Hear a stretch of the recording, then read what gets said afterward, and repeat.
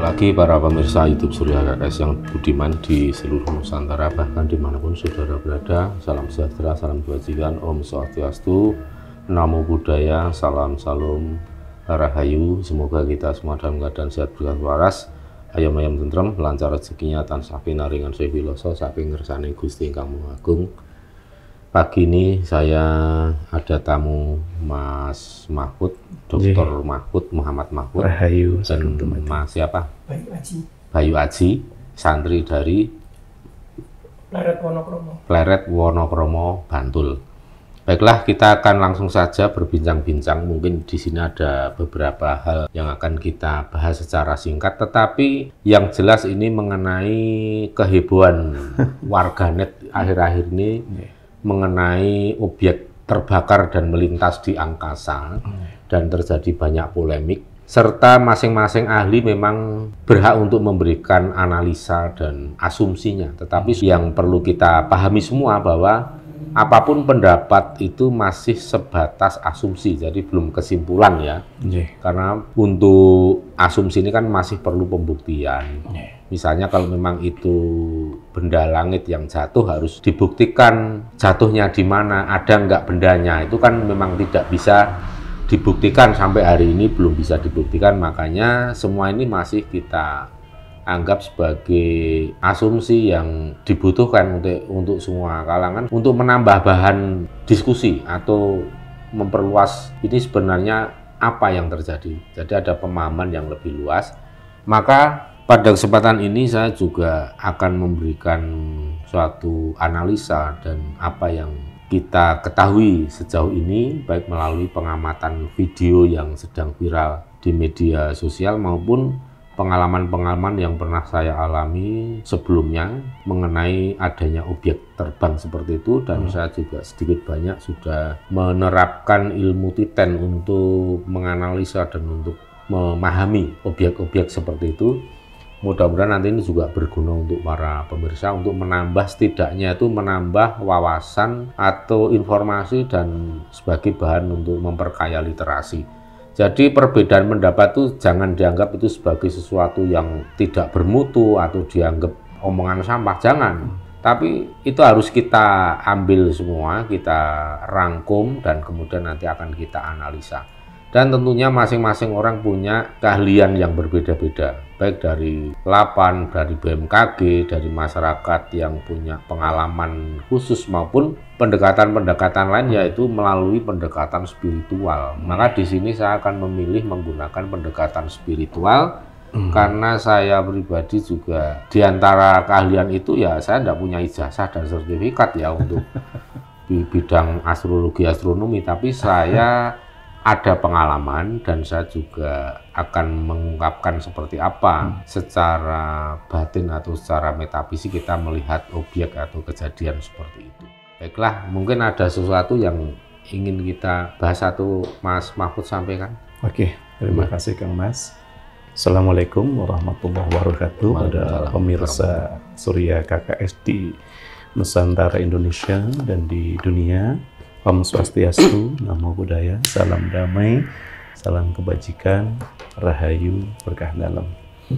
Langsung aja Kang Mas, saya mengajak Mas Bayu, ini anak didik saya, ini mahasiswa Prodi Akidah Filsafat Islam UIN Sunan Kalijaga, sekaligus bimbingan KKN saya, yang intinya kami berdua sempat mendiskusikan mengenai fenomena viralnya yang secara sains mungkin disebut meteor ya, jatuh di angkasa yang terlihat di hampir seluruh Pulau Jawa, Bandung, Garut, sampai Yogyakarta, Temanggung, sampai dan area sekitarnya. Itu sangat perlu kajian tersendiri yang nanti Kang Mas kita mohon bimbingan arahan itu pun perlu rendah. Nah, sebelum ke viralnya meteor jatuh, yang ini dari berita mainstream Kang Mas, ini langsung di bisnis.com, Badan Riset dan Inovasi Nasional BRIN angkat bicara mengenai viralnya fenomena penampakan diduga meteor yang jatuh di Yogyakarta dan ada Bandung, Garut pada Kamis 14/9/2003.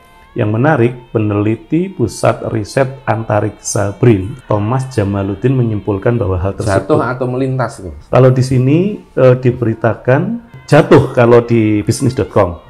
Itu aja sudah tidak proporsional informasinya. Karena bukan benda jatuh, itu melayang atau melintas. Nah ini perlu konfirmasi nih. Yang menarik, peneliti Pusat Riset Antariksa BRIN, Thomas Jamaluddin menyimpulkan bahwa hal tersebut benar merupakan meteor terang. Dan seterusnya, kemudian ini dari berita itu kemudian saya cross-check di YouTube dari TV One, Kang Mas, 1 hari yang lalu. Meminta izin saya putar boleh ya, Kang Mas, penjelasan dari Prof. Thomas ini. Oke ya, ini dia langsung. Jawa Barat dan daerah istimewa Yogyakarta dihebohkan dengan objek sangat terang yang melintasi langit kedua wilayah itu. Peristiwa itu terekam sejumlah orang dan viral di media sosial. Peneliti BRIN memastikan objek itu merupakan meteor. Nah, kemudian saya tutup dulu, Kang Mas. Menariknya bahwa ketika kami yang dari kampus berparadigma integrasi interkoneksi, Kang Mas, ini kan menarik kalau dikaji secara perspektif religion atau agama. Kami khususnya Muslim, Islam ada Quran Sunnah.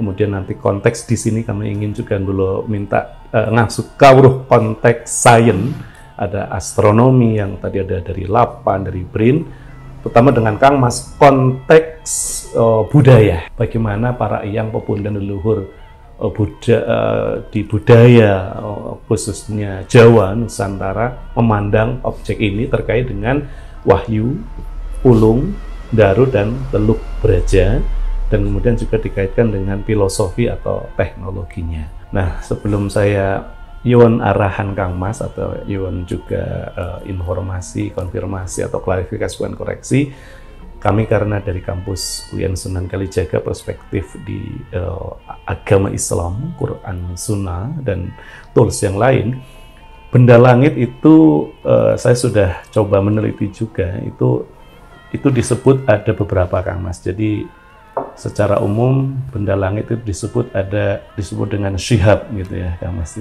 Jadi yang maknanya bahwa kalau syihab itu ya suluh api atau benda langit.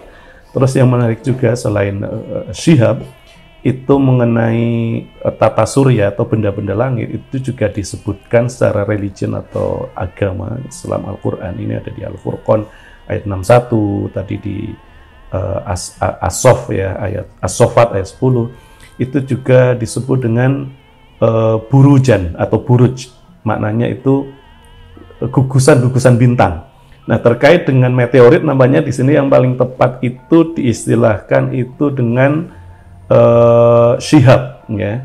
Asyihab itu adalah dimaknai bintang-bintang gitu ya. Nah, ini perspektif dalam agama Islam secara makrokosmos disebut ayat-ayat kaunia, kaun yang empiris di alam semesta tata surya. Namun konteks secara sains khususnya budaya leluhur Jawa inilah yang ingin kami langsung kawruh satu-satu. Bukan mutasabihat ya. Jadi Kang Mas, dan mungkin teknologinya ya Kang Mas, atau filosofinya. Itu dulu Kang Mas. Ya. Menarik sekali memang karena saya justru lebih senang membaca komentar orang-orang karena ingin mengetahui seperti apa sih isi kepala orang-orang itu setelah terjadi benda yang melintas dan menyala seperti itu. Karena di sini saya melihat ada kesenjangan generasi ya. Kalau zaman dulu itu kan orang sebenarnya mudah melihat mana itu lintang alien atau yang disebut zaman sekarang itu komet. Kemudian mana itu benda yang merupakan pusaka yang melintas. Atau apakah itu merupakan suatu makhluk gaib yang melintas. Ataukah itu wahyu, daru, pulung, teluh brojo. Ya. Itu mudah sekali zaman dulu. Orang itu mendefinisikan, dan itu kalau saya melihat itu akurasinya ya cukup tinggi karena orang itu kan melihat secara visual.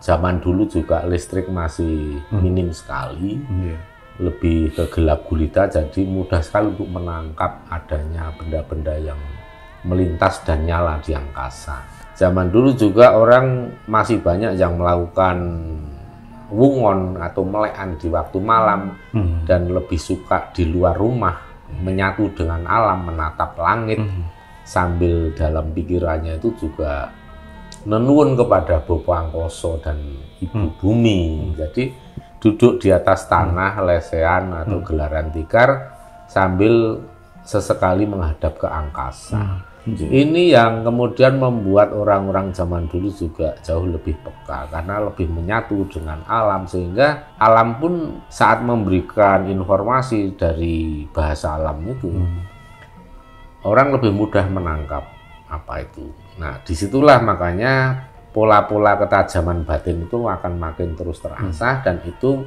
berkolaborasi atau dimixing, dicampur dengan membiasakan diri untuk membaca segenap tanda-tanda alam atau bahasa alam, sehingga orang mempunyai ilmu titen yang sangat bagus.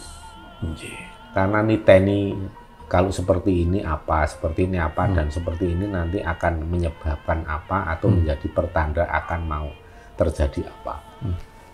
Orang sekarang beda karena mengandalkan literatur, mengandalkan buku-buku, terus mengandalkan alat dan teknologi yang ada, dan di balik kemajuan teknologi yang dicapai oleh sains dan teknologi zaman sekarang, tapi juga ada titik lemahnya di banyak hal. Ini yang tidak bisa kita pungkiri, dan titik lemah inilah kadang yang diabaikan. Maka di sini kalau saya memberikan asumsi atau komentar ya, anggap saja ini melengkapi dari sisi kekurangan yang ada di dalam kemajuan teknologi itu sendiri. Jadi begini Mas, kita orang zaman dulu dan sekarang itu walaupun saya bukan orang jadul ya, tapi saya menggunakan ilmu-ilmu jadul yang saya kira ini masih bagus banget untuk kita pakai di dunia saat ini, masih sangat worth it dan bahkan harganya mahal kalau menurut saya karena makin sedikit orang yang menguasai. Kita membedakan Wahyu, Daru, Pulung, Teluh Brojol itu dari warna. Itu nomor satu, warna. Kemudian yang nomor dua adalah pergerakan. Pergerakan ini masing-masing benda ini tadi atau masing-masing objek itu tadi berbeda. Wahyu, saya pernah melihat yang dikatakan wahyu itu seperti kalau kita itu menyalakan kembang api yang putih itu loh Mas, yang digenggam itu kan ada percikan putih banget kan ya, seperti itu. Jadi lebih ke warna-warna yang berlian gitu kan. Wahyu itu memang beda, dan pergerakan wahyu itu tidak melesat ke samping kanan kiri atau ke atas ke bawah secara cepat, tidak. Tapi pergerakannya itu ya normal. Bisa dikatakan ya kalau cepat ya kalau kita bandingkan orang lari ya mungkin seperti itu. Tapi kalau yang melesat sampai ratusan kilometer per jam itu enggak. Jadi kalau kesannya wahyu itu agak melayang. Jadi kayak mengambang itu. Itu wahyu. Daru juga sama. Cuma daru itu biasanya cahayanya tidak sekeras dan sekuat wahyu. Nah itu kalau dalam pemilihan lurah zaman dulu itu memang ada yang namanya orang yang mau jadi lurah itu ketiban wahyu gitu kan. Dan wahyu itu bisa diperebutkan, bisa ditarik dengan energi. Saya pun pernah dulu tahun 94, 95 pernah gitu. Ya masih muda lah waktu itu. Ya rebutan kayak gitu. Ada teman yang mau jadi lurah di Klaten, ya, di Jatinom, terus kita bantu. Saya hanya berdua, teman yang sekiranya bisa, jadi teman dari pelatih perguruan juga yang ngerti tenaga dalam, kita ajak. Dan waktu itu kita memang terjadi tarik-menarik dengan paranormal pendukung calon yang lain. Nah dari situ kita merasakan betul ada energi tarik-menarik itu. Nah pertama kali kan sebelum kita menarik itu kan harus melihat objeknya dulu. Kalau kita nggak melihat objeknya ya apa yang mau ditarik? Halu itu namanya, hayal. Nah kita lihat dulu objeknya. Awalnya seperti bintang kejora. Tapi kok hanya dalam hitungan beberapa menit itu makin dekat, makin besar, makin besar. Sampai akhirnya kita melihat waktu kita perebutkan makin keras perebutan itu, tingginya sudah di atas pohon kelapa. Kita bisa ngukur karena apa ya, di situ ada pohon kelapa. Terus kita mikir, wah nyangkut pohon kelapa enggak ya gitu kan. Tapi ternyata enggak, tingginya masih di atas pohon kelapa, sampai akhirnya kita kan posisi di bantaran sungai dan di situ ada rumpun bambu yang lebat. Di situ wahyu itu makin ke bawah dan mengarah ke kita. Maksudnya nanti akan kita arahkan ke calon lurah. Supaya jatuh di situ. Nah, ternyata di saat sudah di depan mata ya kira-kira antara 30-50 meter, karena pendar cahaya yang seperti gini ya, kita membayangkannya ya bintang kejora itu kan gemerlapnya berlian. Itu ya adalah mungkin diameternya itu 1 meter ada. Besar.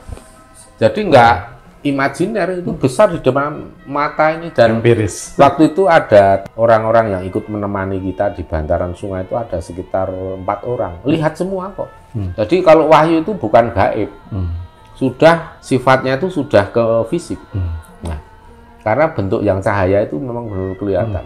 Pas sudah deket di atas pohon bambu, waktu itu pohon bambu tingginya paling hanya sekitar 10, paling tinggi 10-12 meter lah.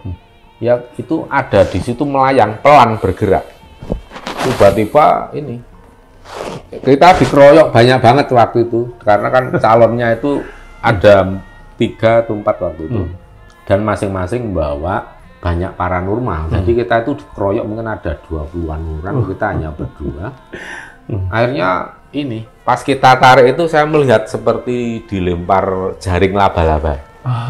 Kalau saya bilang, wah itu kayaknya pakai ilmu Jolo Sutro itu yang untuk narik. Tapi yang narik itu kan kita juga coba untuk tangkal. Kita hancurkan. Duar itu ada ledakan seperti halilintar. Makanya orang-orang yang di rumah calon lurah itu pada nyari kita turun di bantaran sungai karena takut terjadi apa-apa, karena begitu ledakan keras itu terus kabut warna coklat, pekat warna coklat itu. Ini kan halimun yang mereka sebar. Nah waktu itu dia mau ngerebut, kita gagalkan, akhirnya kita kelepasan semua. Jadi yang mau ngerebut gagal, saya pun gagal untuk mengarahkan ke calon lurah itu. Dan akhirnya apa? Wahyu itu akhirnya apa? Mundur lagi. Tapi mundurnya cepet, kayak melayang itu. Wow, jadi kecil. Akhirnya sampai seperti bintang lagi. Dan lenyap, habis itu terus fajar, hilang. Saya udah mikir kalau yang seperti ini terjadi, biasanya incumbent yang akan jadi kepilih lagi. Nah benar, incumbent yang kepilih lagi. Itu kita bicara wahyu. Kenapa sekarang pertanyaan wahyu itu kok bisa gemerlap ya? Kalau saya bilang wahyu itu kelasnya kalau benda di bumi ini ibaratnya berlian lah. Bener-bener pilihan. Nah, terus ada daru. Daru itu putih dan ada kebiruan, kadang kehijauan. Tapi kalau wahyu itu kan dominan putih, gemerlap. Kalau daru itu agak kebiruan, kadang kehijauan. Itu mungkin mulai ada kandungan emas atau apa ya, kalau benda ada kandungan emas, ada peraknya atau unsur logamnya sudah mulai banyak. Maka ada warna-warna lain seperti itu. Tapi mungkin untuk kadar seperti belerang, garam itu mungkin sangat minim. Sehingga tidak ada warna selain itu. Terus pulung, kalau pulung itu wahyu juga seperti daru. Cuman kalau pulung ini lebih ke warnanya redup kayak neon gitu. Pendar tapi seperti neon, dan itu kecil, ukurannya kecil, nggak sebesar daru maupun tidak sebesar apalagi wahyu. Kalau pulung itu hanya kecil, biasanya cahayanya putih seperti apa ya? Itu apa? Gas neon itu. Tapi nggak besar, paling masuk jatuh di rumah atau di mana, berarti itu sedang ketiban pulung. Itu semua hubungannya dengan keberuntungan atau kabejan atau kanugrahan atau dapat anugerah dari alam semesta, gitu kan. Nah, setelah kita bicara sampai di pulung tadi ya, kita bicara ke teluh brojol. Ini kalau kita artikan negatif sebenarnya ya benda-benda semua itu kan netral, nggak ada negatif positifnya. Bahkan kalau kita mau berpikir positif thinking, ya semua benda yang ada di dunia ini semuanya positif. Diciptakan oleh Tuhan, ada manfaatnya kan begitu. Leres. Nah, sekalipun itu teluh brojol yang berwarna itu apa? Kemerahan. Malah dominan warna merah dan hitamnya. Jadi lebih dekat ke warna api. Nah, kalau dalam dunia fisik atau fisika itu kan ada kandungan lebih dominan ke semacam belerang, garam, dan besi-besi yang ya kalau ini ya besi yang murahan lah ini. Tapi bukan besi rongso, bukan scrap ya. Seperti itulah. Jadi menimbulkan warna-warna yang lebih kemerahan, kehitaman. Mungkin ada warna kuningnya juga karena kan kandungan itu juga kadar dari logam yang lain kan pasti tentu ada. Terus dari pergerakan juga rata-rata sama. Kalau kayak teluh brojol ini biasanya pergerakannya itu biasanya ini kalau nggak lurus ya melengkung. Kayak parabol. Kalau lurus itu biasanya ekornya itu ada sisa ekor apinya itu ada. Kadang putus-putus ekor api. Saya dulu sering banget melihat kalau malam. Saya kejar pakai sepeda motor karena kan di tengah sawah ada jalan. Satu tuti saya kejar, akhirnya apa? Saya pengen lihat itu apa dan jatuhnya di mana. Nah ternyata setelah kita kejar itu ada pohon besar banget di tengah sawah dan sampingnya makam. Nah itu jatuhnya di pohon yang besar itu. Begitu turun gitu ya, kan kayak parabol turun, jelek di pohon ada percikan api sedikit itu terus hilang. Tapi nggak melesat ya. Kalau kecepatan tinggi kan pasti lurus. Kalau itu ada melengkungnya begini. Parabol. Parabol. Nah itu artinya kan kecepatannya terukur lah paling ya 50 km per jam atau berapa segitu. Kenapa kok lambat ya? Saya kira kalau elemen dari belerang dan garam itu mungkin tidak bisa melesat lebih kenceng, tidak seperti logam yang lain ya. Itu bisa menjadi negatif karena apa ya? Semua kandungan kalau terlalu banyak itu kan pasti ya jadi nggak balance, nggak seimbang. Misalnya masakan kekakean garam kasinan dan nanti membuat tensi tinggi dan lain-lain. Kebanyakan belerang ya itu kan beracun. Jadi itulah efek atau residu ya kalau kita mau bicara ilmiah seperti itu. Dan biasanya teluh brojol itu diidentikan dengan itu pertanda akan ada wabah, penyakit atau apalah namanya. Tapi itu beda dengan santet, Mas. Santet beda lagi. Kalau santet itu bola apinya itu beda. Biasanya bulat dan terbangnya nggak melayang di angkasa itu biasanya agak rendah, agak mepet ke pohon dan memang agak kenceng juga.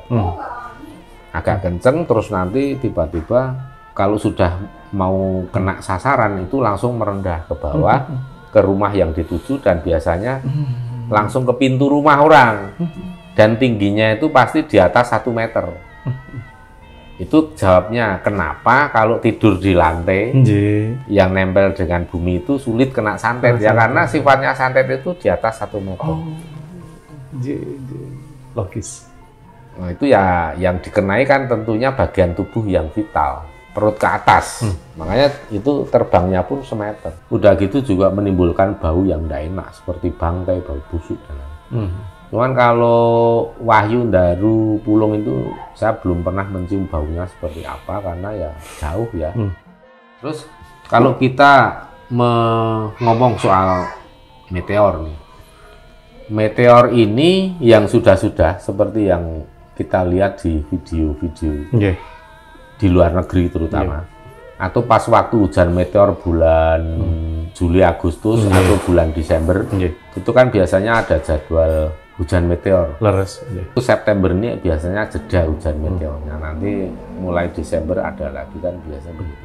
Itu warnanya kalau nggak putih sekali, tapi kadang biru kehijauan dan kecepatannya luar biasa dan pasti lurus. Karena apa? Ya saking cepatnya, ratusan kilometer per jam, bahkan bisa lebih dari mungkin ya seperti pesawat supersonik lah itu kecepatannya supersonik, makanya terjadi gesekan antara atmosfer dan benda langit atau meteorit itu kan pecahan asteroid itu meteorit. Nah itu menimbulkan kebakaran yang karena efek panas yang di atas 1300 derajat kalau nggak salah. Itu yang melelehkan benda itu sehingga sebelum menyentuh bumi biasanya ukurannya kecil dan biasanya kalau yang masih utuh itu kandungan besinya banyak. Atau tadinya bungkanya besar terus belum habis sudah sampai ke permukaan bumi itu pun kecil-kecil yang ada. Nah, sedangkan kalau kita melihat yang terjadi saat ini lihat dari video itu kecepatannya sih beda dengan kecepatan yang di luar negeri itu. Yang luar biasa dan menimbulkan pancaran sinar yang sangat menyilaukan. Nah di kita itu yang kemarin-kemarin ada kita lihat videonya itu kan warnanya lebih dominan ke kuning dan kemerahan.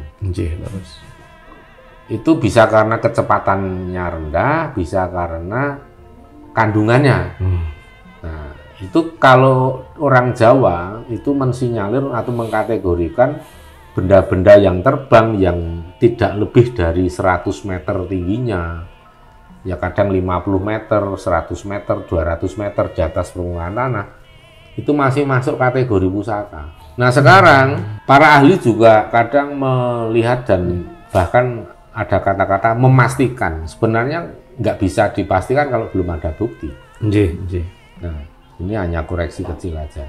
Kalau saya itu berpendapat atau berasumsi bahwa itu sebagai bukan benda meteor, bukan benda-benda angkasa, tapi itu lebih ke ya di luar itulah. Karena kalau saya melihat dari beberapa informasi itu ya sebenarnya nggak tinggi di langit di angkasa. Coba sekarang nanti ya habis ini cerita ya.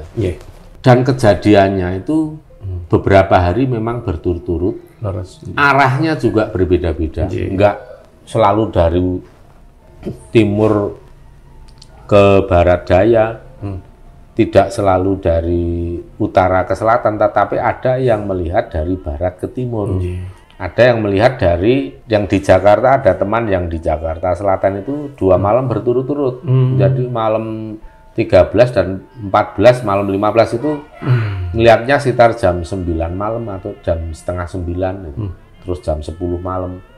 Itu arahnya dari utara ke selatan, dua-duanya. Tetapi yang dari Bandung melaporkan melihat dari barat ke timur.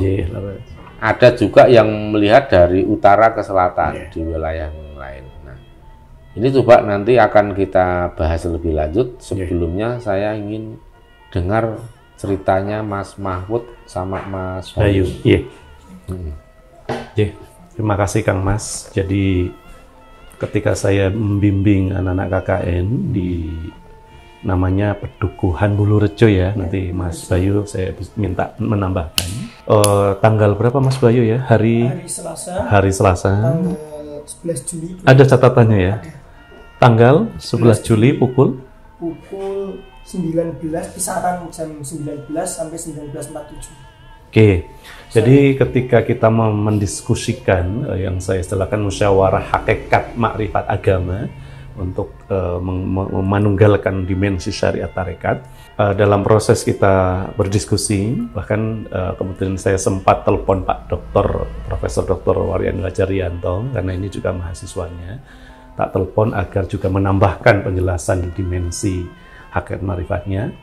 Tiba-tiba rasa ini mah kerentek hati atau di dalam sukma saya itu kayak mengarahkan ya, mungkin saya membahasakan pakai itu suara sukma atau kayak yang kemudian luhur pakai bahasa Jawa. Ger, lihatlah ke sebelah kiri kan bahasa Indonesia. Atau saya melihat Kang Mas ke sebelah kiri, posisi saya menghadap ke selatan gitu. Saya melihat ke kiri ke atas. Pada saat saya melihat itu real nyata empiris, saya melihat dari awal penampakan kemunculan itulah benda angkasa yang tadi bisa disebut entah itu meteorit jatuh atau meteor atau komet atau tadi dalam perspektif budaya Jawa sesuai penjelasan Kang Mas itu muncul kurang lebih di di area sebelah kiri saya, ketinggiannya nggak begitu tinggi, ya karena itu di atas pohon kelapa ke atas dikit, mungkin 200 meteran, dari arah timur laut ke arah seingat saya Baradaya. Sekitar 5 sampai 8 detik, yang awalnya warna merah, kemudian ujungnya saya terlihat warna ada sedikit biru ya Mas ya. Nah kemudian saya bilang ke Mas Bayu dan teman-teman, ada 3 orang temennya dan KKN, tapi ada Mas Bayu yang menghadap juga ke selatan, yang lainnya menghadap utara. Nah sehingga Mas Bayu yang bisa melihat. Nah sekarang saya langsung konfirmasi, coba Mas Bayu tambahkan biar dijelaskan beliau. Jadi waktu Pak Mahfud itu bilang, Mas Bayu lihat ada benda angkasa, ada meteor, saya terus nengok, saya pastikan dia memang ada. Tapi saya cuma melihat kisaran 4 detik. Kalau Pak Mahfud itu dari awal sampai hilang sampai berakhir, kalau saya cuma 4 detik atau 3 detik lah. Tapi itu benar-benar terlihat warna biru. Gitu. Jadi itu ya menurut saya mungkin memang saya diberi kesempatan untuk melihat. Gitu. Karena teman-teman saya juga sudah dikasih tahu oleh Pak Mahfud, tapi mereka nggak melihat. Gitu. Karena menghadap ke utara. Menghadap ke utara. Jadi Mas Bayu yang menghadap selatan. Ya, jadi bertepatan itu. Posisi di mana? Posisi. Saat itu menghadap kemana? Diceritakan dan tingginya juga dikonfirmasi lagi kira-kira. Terus kecepatannya itu mudah nggak diikutin? Kalau dari saya Kang Mas, itu lokasinya di atas Pedukuhan Bulurejo, Kalurahan Monggol, kemudian di Kapenewon atau Kecamatan Saptosari, Kabupaten Gunung Kidul. Itu ketinggian antara 200-300 meter, kecepatan kalau saya lihat sekitar antara 60-80 km per jam. Jadi kalau orang pas menyaksikan ke atas jam itu 19 sampai 19.47 di jam-jam 47 menit itu, dipastikan bisa menyaksikan di area situ. Karena itu empiris. Tambahkan Mas Bayu silahkan. Besarnya dari awal saya melihat itu sebesar bola, kemudian mengecil-mengecil, bola sepak bola. Ya bola yang untuk biasa sepak bola sebesar itu. Dan saya sempat mendengar suara tapi kecil ya, kayak mendesis, begitu. Nah, silakan Mas Bayu menambahkan. Kalau untuk suara, saya juga mendengar sedikit. Makanya jadi saya juga itu langsung mengarahkan wajah ke langit. Dan saya juga kalau tidak salah itu ada warga yang lihat juga. Oh, sudah konfirmasi? Sudah konfirmasi ada warga yang lihat juga. Tapi saya lupa namanya, ada itu. Ketika Bapak cerita itu, itu juga ada warga yang lihat setelah itu. Berkata kalau saya juga lihat Mas dari dekat situ juga. Arahnya kalau menurut Mas Bayu arah benar ya, dari timur laut ke Baradaya? Iya benar Pak, benar. Atau pokoknya dari utara agak timur laut mengarah ke selatan lebih ke Baradaya? Iya benar. Berarti saya melihat sekitar hampir 10 detikan dari awal kemunculan Mas Bayu 4 detik. Demikian Kak Mas. Tanggal 11 Juli pukul 19 ya kisaran 19 sampai 19.47. Kak Mas. Nah ini ya pemirsa, ini dengan saksi mata, cuman karena waktu itu mungkin terkesima jadi nggak sempat merogoh HP untuk tidak sempat. Dan biasanya seperti itu kan dilihatnya pas menjelang habis. Nah waktu itu habis terus langsung gelap gitu ya? Gelap. Pas habis itu ada arah ke bawah apa tetap masih lurus? Masih lurus ya Mas? Masih lurus. Jadi kalau itu diasumsikan sebagai meteor, fenomena yang terlihat di luar negeri kalau itu meteor, itu kan biasanya terus hilangnya itu karena ketutup gunung atau ketutup apa, karena kan jauh dan tinggi. Tapi kalau yang benda seperti ini kan hanya dekat dengan kita, tahu-tahu habis, gelap lagi. Nah, ini yang harus kita cermati. Kalau meteor itu pasti kalau tiba-tiba habis akan kelihatan, kalau memang menyentuh bumi, bisa saja itu akan kelihatan terus. Nah, itu meteor pun sebenarnya ada yang habis juga di angkasa. Tapi itu kan jaraknya pasti jauh banget dari kita dan kelihatan pasti hanya kayak bintang. Makanya itu yang disebut lintang alien atau bintang berpindah, melesat berpindah, itu biasanya komet Nah, itu akan habis dan titik habisnya kita bisa melihat karena jaraknya yang sangat jauh. Meteor yang kelihatan besar banget seperti di Rusia, di Eropa dan Kanada itu kan besar dan cahayanya sangat menyilaukan. Nah, ini ya pemirsa, makanya kita ajak untuk lebih objektif dan lebih membuka sistem logika kita. Karena ya untuk membuktikan sulit. Nih. Maka kalau yang tadi seperti Mas Mahfud, Mas Bayu melihat dengan mata kepala sendiri, itu juga saya sering melihat dulu. Ya. Kalau di Gunung Kidul, apalagi ini lihatnya di Saptosari Gunung Kidul kan. Di Gunung Kidul itu ada yang namanya pulung gantung, tapi posisinya kan rendah, warnanya merah. Dan nanti akan jatuh di suatu desa tertentu. Tapi yang lihat biasanya orang yang di luar desa itu. Nah, nanti kalau jatuh di desa tertentu, nanti di situ akan ada kasus orang yang menggantung diri. Pulung gantung. Nah, itu warnanya merah dan bola apinya kelihatan. Kok apa lidah apinya kelihatan di belakangnya itu seperti rambut buto geni atau rambut Banaspati kalau orang mengilustrasikan begitu. Nah, tapi kalau ini kan lebih tinggi lagi dan itu lurus atau melengkung? Lurus. Nah, tapi kan terus nggak lama hilang. Asap di belakangnya kelihatan. Hilangnya itu ekor yang hilang itu kelihatan. Warnanya biru, lebih ke biru. Jelang habis ke biru. Nah, kalau melihat juga kecepatan seperti itu kan beda dengan yang dilihat di luar negeri. Yang sangat cepat dan lurus banget. Kalau ini kan ekornya kan kelihatan ya, semburat dan warnanya apa? Biru. Itu kalau menurut ilmu Jawa itu sejenis pusaka. Bahkan kemarin saat kita di Nusa Penida melihat juga. Itu ya mungkin tingginya paling hanya 30 meter. Bentar, tapi terus habis itu hilang. Oh, itu pusaka. Tapi waktu mau hilang itu wujud pusakanya kelihatan. Wah, keren.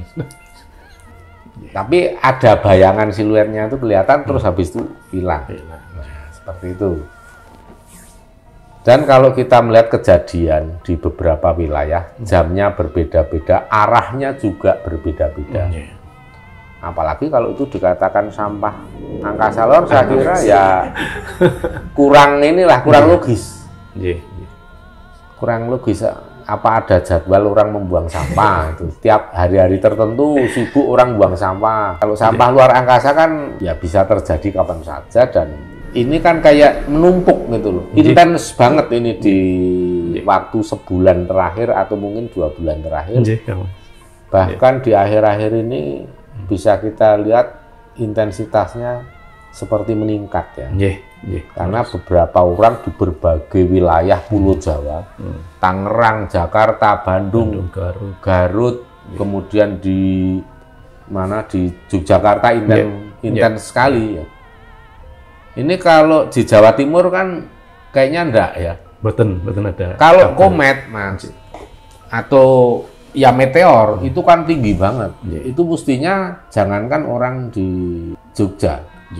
Pasti orang yang di Jawa Timur pun Blitar, Tulungagung sana kudune ya iso lihat. Dan dari posisi itu kan ada yang melihat agak di sebelah barat, ada yang di timur, ada yang di selatan. Di Jakarta itu melihatnya ke arah atas dan selatan. Yang di Bandung itu ada yang ke arah malah melihatnya ke arah utara, ada yang ke arah timur. Ini kan kalau melihat seperti ini informasinya, ya logikanya ini benda itu sebenarnya nggak besar, kecil dan ketinggiannya pun juga cukup rendah. Maka tetap kalau saya walaupun tidak melihat secara langsung, hanya melihat dari video, saya lebih meyakini dan saya lebih mengasumsikan bahwa itu sebagai bentuk pusaka. Nah, sekarang pertanyaannya apa?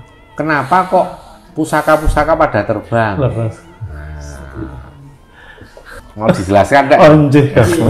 Tapi yang izin kalian ngerokok nih Mas. Boleh. Nah ini masuk yang Energi besar.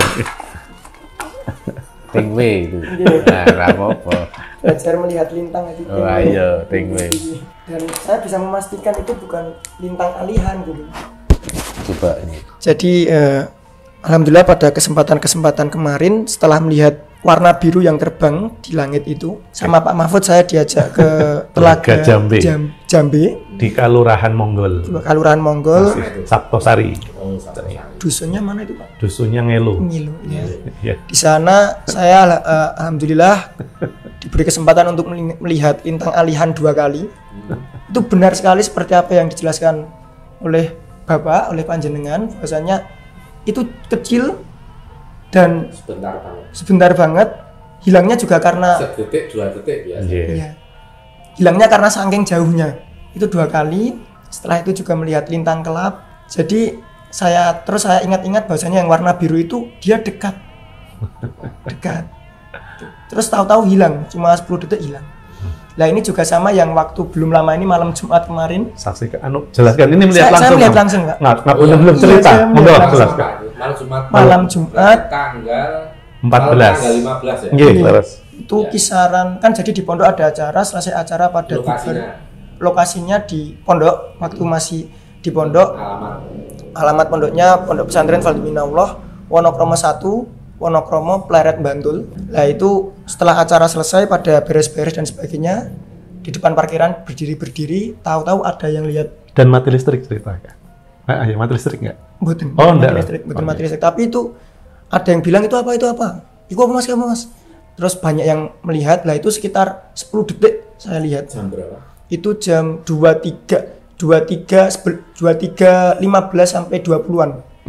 Jadi kisaran jam 23.15 sampai jam 23.20, kurang lebih antara itu. Arahnya dari posisi berdiri?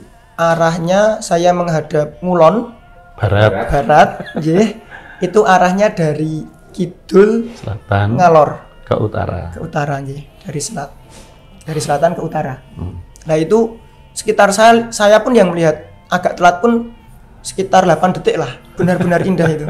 Apalagi yang lihat dari awal. Nah setelah itu saya karena itu jelas dan saya merasa dekat, itu kayak kisaran berapa puluh meter gitu dari tanah. Berapa lama durasi kira-kira? Durasi kalau yang di depan pondok itu kisaran mungkin 10 detik Pak. 10 detik. Warnanya itu merah kekuningan. Ya. Lain lagi ya, bukan biru. Bukan biru. Nah terus dan ekornya panjang. Kayak di video-video saya juga ada satu video, tapi bukan dari saya, dari tangga desa saya. Tetangga desa saya ada temen, dia juga ngelihat. Dan memvideo. Yang saya kirim ke jenengan. Oh itu temen jenengan? Iya, yang warna merah. Yang warna merah, merah kuning itu. Oh iya. Videonya kirim. Siap. Itu. Nah terus saya upload di Instagram. Terus saya tag juga beberapa IG yang terkenal, di repost. Saya lihat repostan yang lain, ternyata ada dari daerah lain, waktunya hampir sama, itu yang warna biru. Di daerah mana? Itu kalau daerahnya belum, itu Jogja juga Pak, Jogja juga. Kulon Progo kan ada yang lihat. Kulon Progo juga. Tapi Kulon Progo melihatnya dari barat ke timur. Oh gitu. Ya. Jadi beda ya. Mungkin beda. Ya, tapi kalau itu waktunya kayaknya hampir bersamaan. Karena pagi saya upload, terus siang itu banyak sekali yang upload juga dan menyatakan waktunya sama, lokasinya di Jogja. Tapi warnanya ada yang biru. Videonya juga saya kirim jenengan. Luar biasa. Jadi keren banget naik. Ya kalau yang itu mungkin dari sudut pandang, dari sudut ngambil videonya juga mempengaruhi. Itu naik terus turun gitu yang itu loh Pak. Oh iya. Melengkung ke bawah. Parabola iya Pak. Nah, itu dan itu enggak tinggi, enggak itu cuma rendah itu karena ada gedung-gedung itu di video. Iya. Jadi itu kayak tingginya gedung. Gitu Pak. Itu bukan lintang alihan, bukan beda itu. Ini Mas, dan yang di pondok yang menyaksikan banyak. Santri-santri ya. Mungkin kalau ada 10, 20. Lebih Pak. Menyaksikan semua. Ya mungkin yang anak-anak kecil yang langsung masuk kamar. Tapi yang di depan itu mungkin 60 sampai 100 lah melihat itu. Dapat pulung semua ini. Oke. Dan itu saya ingat kalau waktu seperti itu berdoa. Oke. Apa Jiro? Di Jawa Barat ini Pak Jiro. Nyuwun istri. Iya, enggak niki nyuwun istri. Belum Pak, istri belum, ya? masih ingin belajar terus dulu. Belum saat. Lulus dulu S1-nya. Lulus dulu S1-nya. Iya. Terus pun. Yon penjelasan Kang Mas Yon. Kula wendah. Menarik, sangat menarik sekali. Keren. Saya tanyakan kepada Pak Mahfud, Pak ini apa? Ya tak sowan Mas Abdullah. Nah itu ya, itu mungkin hampir sama seperti yang dulu sering saya lihat, parabol gerakannya. Yeah. Jadi tadinya lurus, tapi terus melengkung ke bawah, dan saya melihat jatuh. Jatuhnya di pohon itu tadi. Yang dikejar tadi. Saya kejar pakai sepeda motor, itu kira-kira jam 1 malam. Tapi udah lama ini kejadiannya. Saya kejar itu jarak dari saya posisi di sepeda motor dengan jatuhnya itu kira-kira ya 200 meter. Oh, kayaknya malah nggak sampai ya. Nggak sampai, deket kok. Dan saya melihat percikan apinya itu, begitu menyentuh pohon itu ada piar sedikit gitu, terus netes. Tapi habis itu merah itu ya, merahnya itu terus redup, terus selep. Jadi kayak ini, kayak fade out itu loh, kayak pelan ngilangnya. Ya. Itu dan kemudian saya penasaran, saya dekati pohon itu. Memang saya ngerasakan ada suatu energi dan saya biasanya kalau seperti ini pusaka. Tapi saya nggak tertarik untuk memiliki atau nyuwun sih enggak gitu ya. Ya saya pengen tahu aja, penasaran. Nah, ini kalau yang dilihat tadi Mas Wisnu tadi, ini Mas Bayu, tanggal berapa tadi? Tanggal 14. Hari Kamis, malam Jumat. Tanggal 14 jam 23 15. Ya setelah itu sampai sebelum 23:20. Nah, ini kalau kita tanyakan apakah ini kira-kira bendanya sama dengan yang dilihat orang Kulon Progo, ya kan beda ya kan? Beda kan. Beda. Kalau yang di Kulon Progo itu katanya biru kekuningan, tapi ke timur dan masih lurus. Terus yang tadi dilihat dari selatan ke utara ya. Terus posisinya parabol, melengkung. Nah, ini jadi kalau kita mau menjelaskan lebih lanjut tadi menyinggung soal teluh brojo.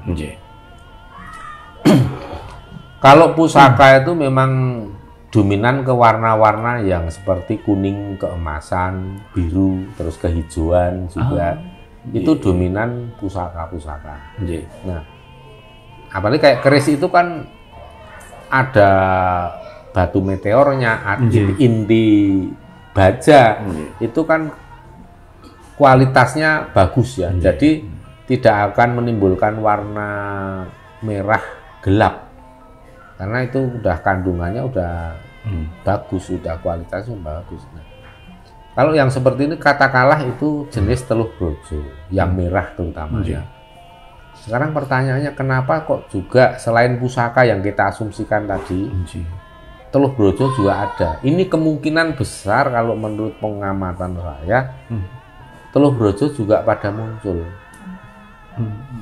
Nah pertanyaannya kenapa teluh brojo muncul? Mau dijawab ya? Oke ya, sekarang kita menjelaskan soal teluh brojo dulu. Teluh brojo kenapa banyak muncul? Ya terus terang ini berkaitan dengan keadaan alam. Seperti yang sudah diperingatkan oleh Ki Ageng Pemanan, Ki Ageng Kebu Kanigoro, Kanjeng Sultan Agung, Kanjeng Panembahan Senopati, bahkan sampai yang dari Bali itu disampaikan langsung oleh Pangeran Kandang Jeru yang di Pura Tanah Lot.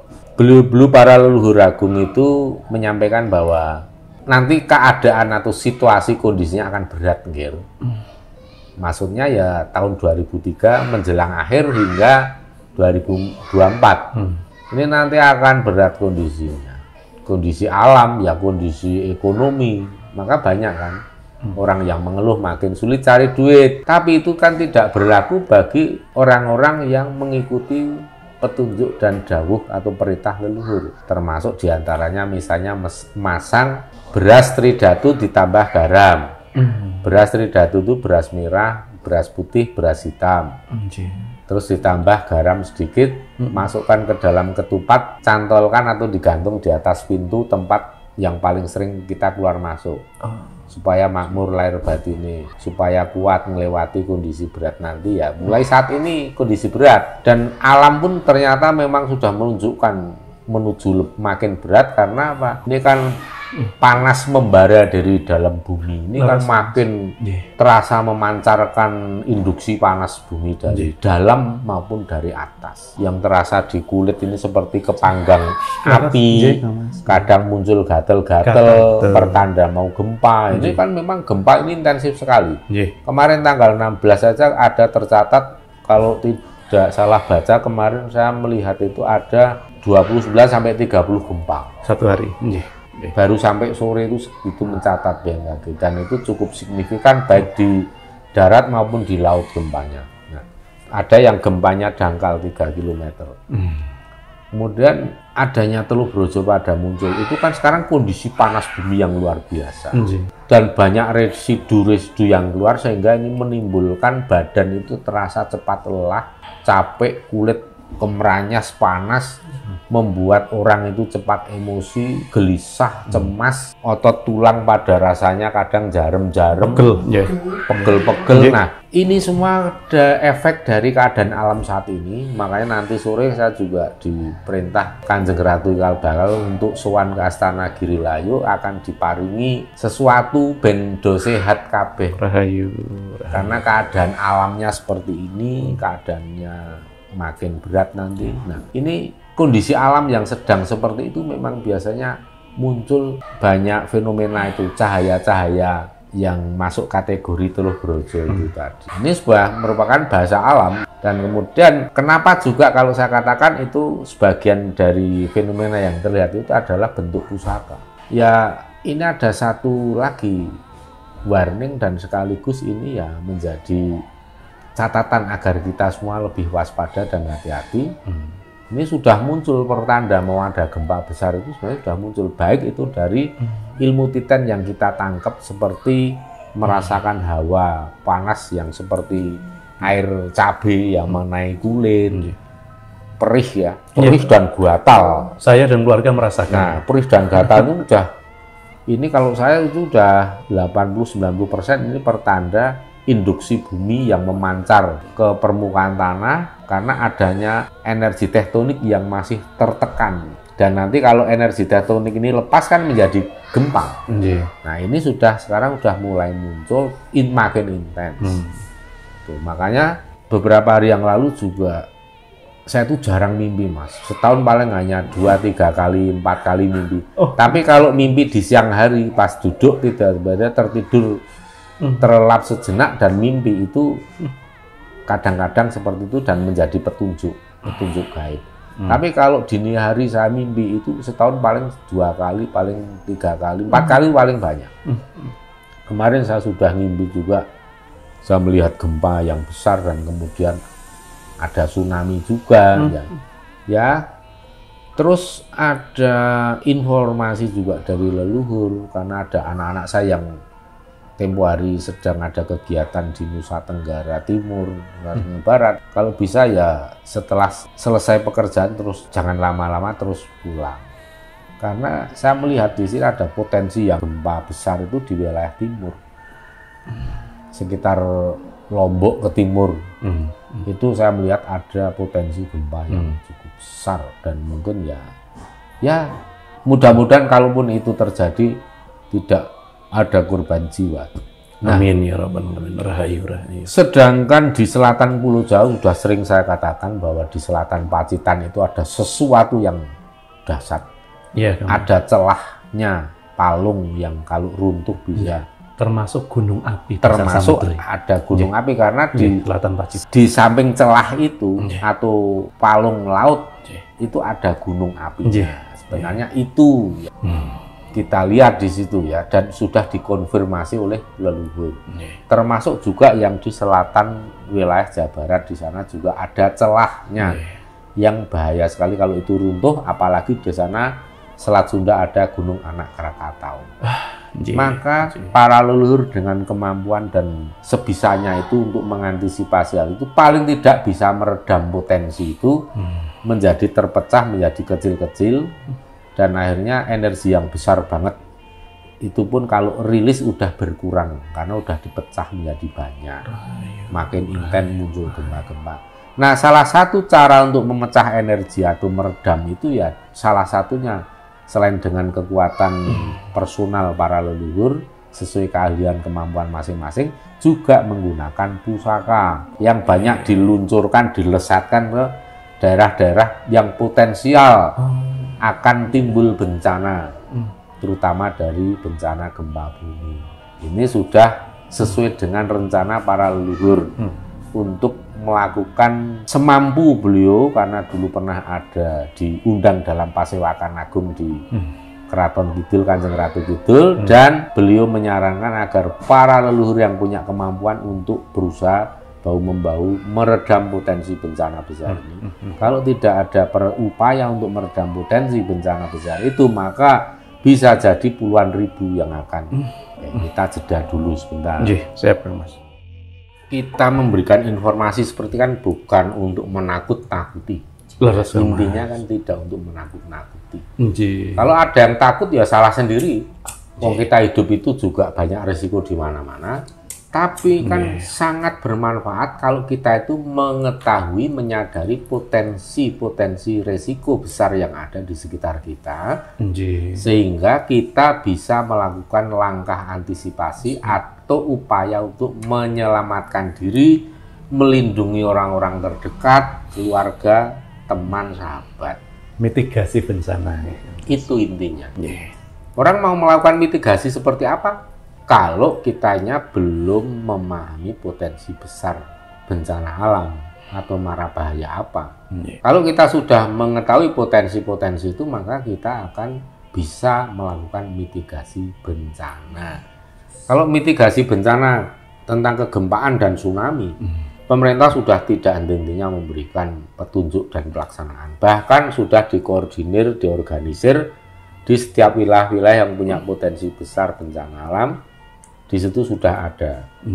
Baik yang di sekitar Merapi, di wilayah pantai, di wilayah garis sesar gempa, nah semua sudah ada pola-pola mitigasi yang diberikan oleh pemerintah. Sedangkan kalau kita ini kan bukan pemerintah, bukan BMKG, bukan BPNBG, bukan BNPB juga. Maka yang bisa kita informasikan ke sedulur-sedulur semua ya berupa mitigasi bencana, tetapi melalui pendekatan spiritual, khususnya spiritual Jawa.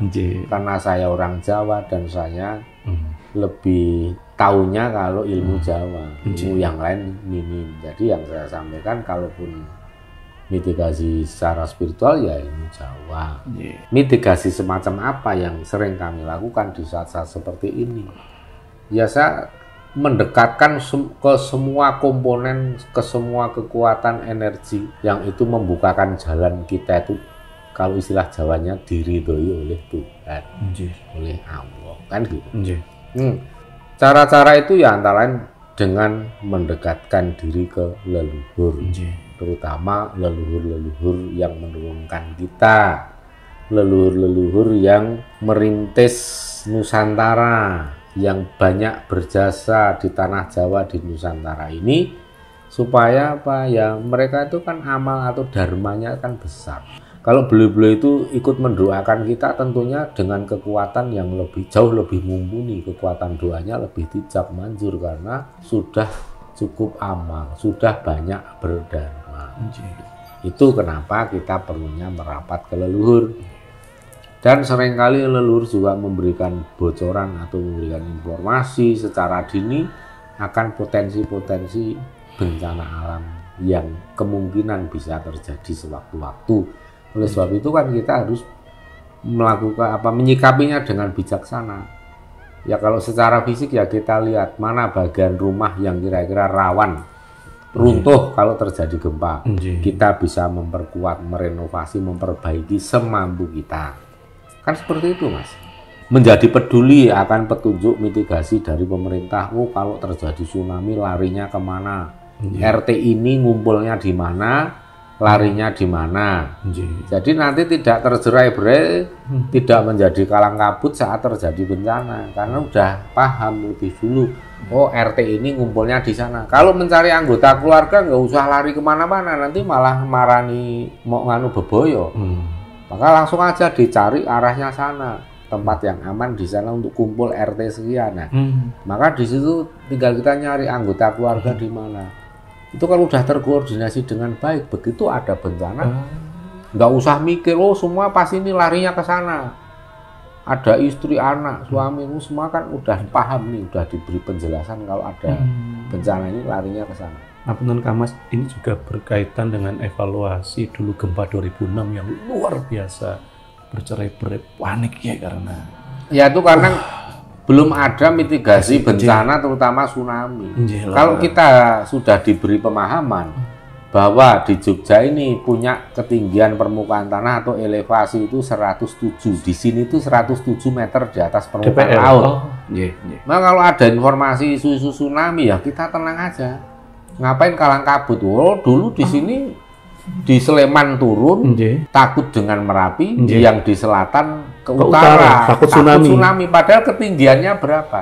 Orang yang di utara Ring Road lari ke arah kota. Oh, di Ring Road itu kan jarak dari puncak Merapi ada sekitar 25 kilo. Terus di wilayah selatan Ring Road itu jarak dari pantai itu masih sekitar 25 kilo juga. Dan ketinggiannya pun 100. Nah, kalau di sini 107, kalau di selatan Ring Road sekitar 90-an 5 atau 90 lah. Tsunami dari mana yang bisa menjangkau daerah situ? Kecuali tsunami-nya setinggi 500 atau 800 meter. Nah, itu kemungkinan baru bisa sampai. Ya kan energinya juga makin habis. Menjalar sampai 30 kilo dari garis pantai selatan sampai di sini itu 35 kilo. Penting sekali ini. Itu makanya kalau ada pemahaman seperti itu, maka tidak menjadi mudah panik. Nah, terus yang masyarakat di sekitar pantai sana mengukur. Oh ini bukit itu tingginya berapa? Tahu tempat-tempat yang aman sudah dititik dulu sebagai tempat untuk darurat menyelamatkan diri. Larilah ke permukaan sana itu, lapangan sana. Di sana itu permukaan tanah itu ada 15 meter di atas permukaan laut. Paham kan? Tapi kalau nggak paham, jangan lari ke sana. Ini masih di pinggir pantai. Malah dia lari ke tempat lain melalui tempat yang rendah. Bisa aja kesapu tsunami saat lewat daerah yang rendah. Padahal di lapangan itu aja sebenarnya aman. Itulah kenapa mitigasi bencana itu menjadi sangat perlu. Kita harus memahami wilayah kita masing-masing, sekitar daerah kita masing-masing. Seperti di Kota Pacitan, masyarakat harus tahu betul di mana tempat tertinggi di daerah itu dan berapa menit kalau ke sana, berapa detik kalau menjangkau daerah itu. Nah, yang sana itu lebih rawan lagi karena jalur untuk keluar dari Kota Pacitan itu kan terbatas karena belakangnya kan gunung dan bukit. Nah, di situ kalau sampai terjadi sesuatu, kemudian masyarakat lari ke arah ketinggian, bisa berjejal. Itu malah bahaya. Bahaya sekundernya bisa terjadi. Bisa saja orang berjatuhan terinjak-injak, malah banyak korban karena kepanikan, ya kan? Nah, makanya inilah pentingnya per wilayah itu dibagi.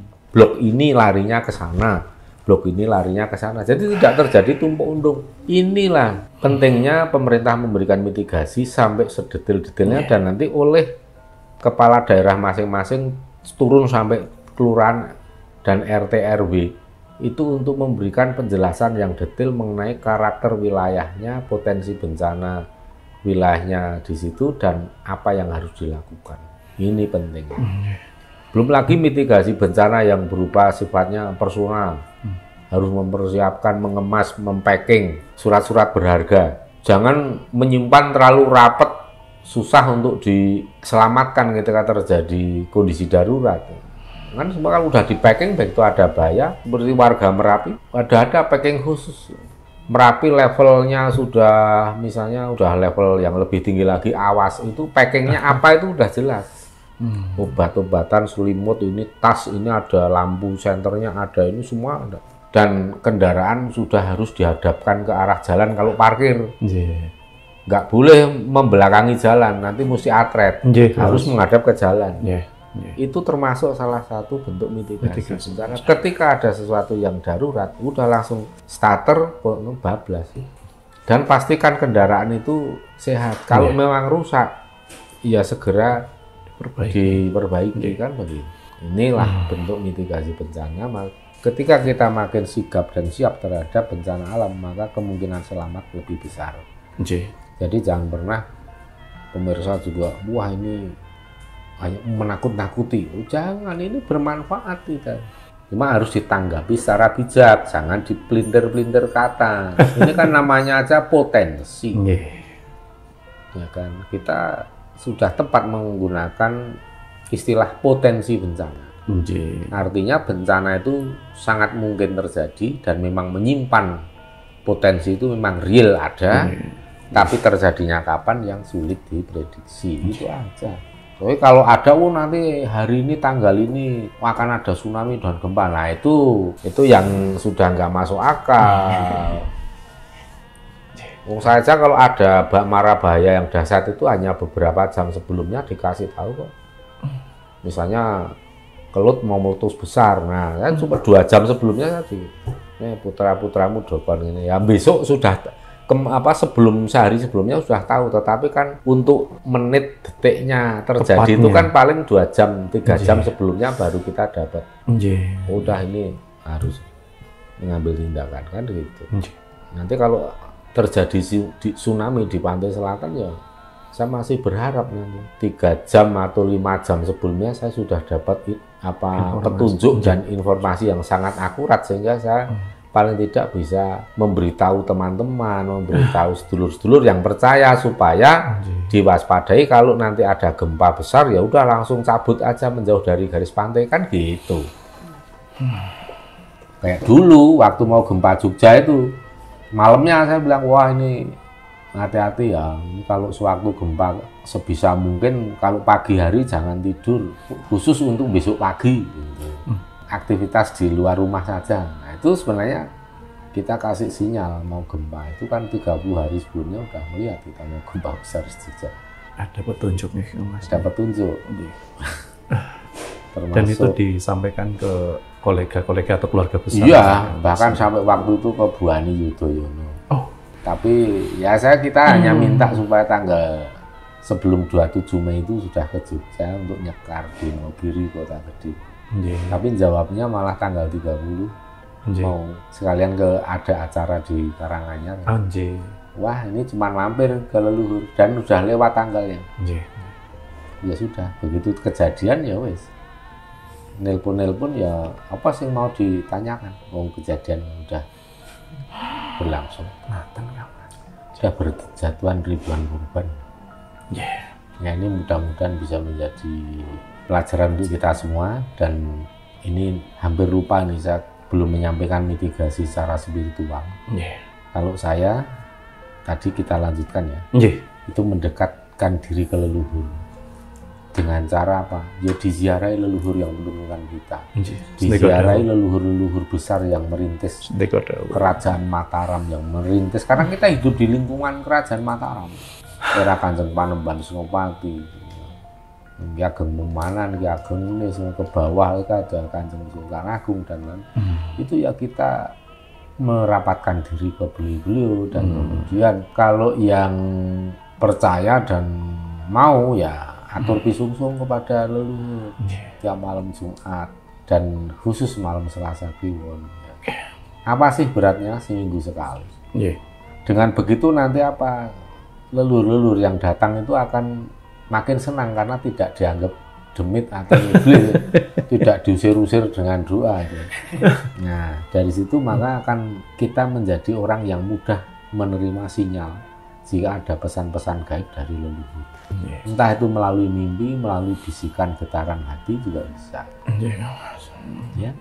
Paling itu aja yang sederhana. Untuk yang lain-lain sih banyak, tapi nanti terlalu overload malah nggak terlaksana. Ini aja kalau dilaksanakan efektif sekali kok. Dan kebetulan saya dan Mas Bayu memang ramen ziarah. Ya kayak gitu, gitu. Harus dilakukan. Oh, iya cukup.